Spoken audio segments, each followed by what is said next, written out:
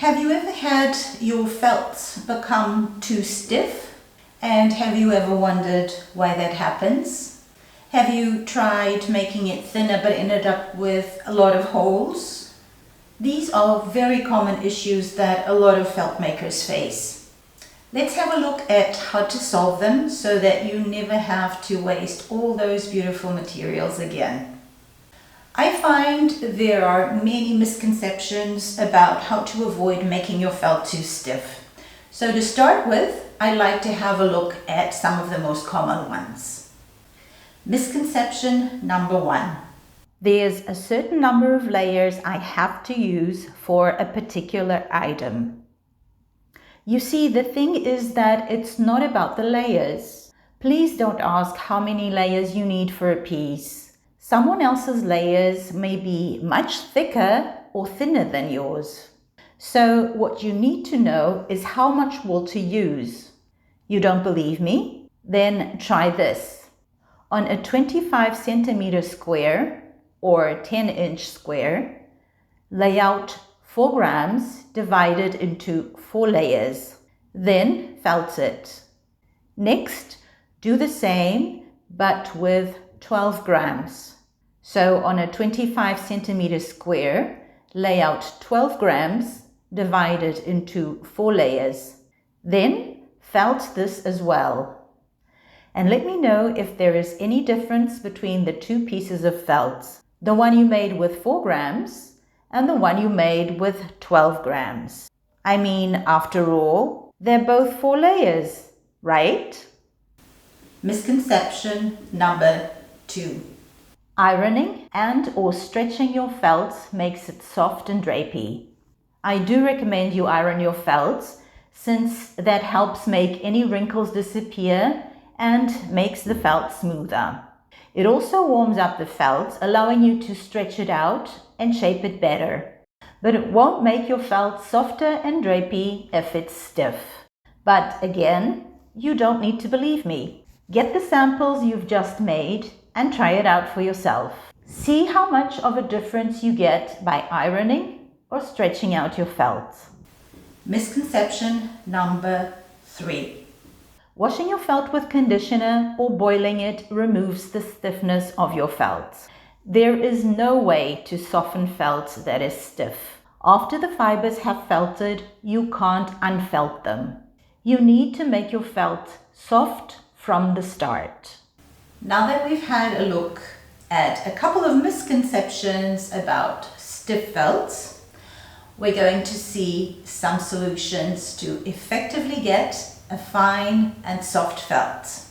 But before we do, I have something to offer you. I've created a guide to help you know exactly which step to take next in your felting journey. So if you're feeling overwhelmed, just click the link below to access the guide. And now, back to the video. So now let's have a look at what makes your felt soft and flexible. Tip number 1. Choose your wool correctly. No matter how much quality your felt has, if you work with coarse wool, your felt will never be drapey and flexible. A soft wool like an extra fine merino is perfect for thin and flexible felts. That would be a 16 to 19 micron merino. Some felt makers prefer working with wool tops and others with wool bats. I'm a tops person, but the results can be equally good with bats. Tip number 2. Lay out thinly. In other words, use less wool. The layout is key for a fine and flexible felt. That means you need to work thinly but evenly to avoid holes in your felt. Get used to weighing your wool and making samples. This way you won't get unpleasant surprises. Tip number 3. Understand shrinkage. You need to understand how shrinkage works and how much a piece needs to shrink before you decide on how much wool to use and how big to make your resist. Tip number 4. Know when your felt is ready. Most felt makers worry about overfelting, but most actually underfelt. I think these worries about overfelting show up because people are afraid their felt becomes too stiff. But as we've been discussing, stiff felt is caused by laying out your wool too thick. So forget about overfelting. Make sure nothing lifts anymore and you can't distinguish the individual fibers. The only time overfelting can be an issue is in Nuno felting and clothing. But these projects are more advanced, so in my opinion, it's better to only tackle those when you understand the basics first. And tip number 5. Work slowly and gently. This also means not starting with hot water.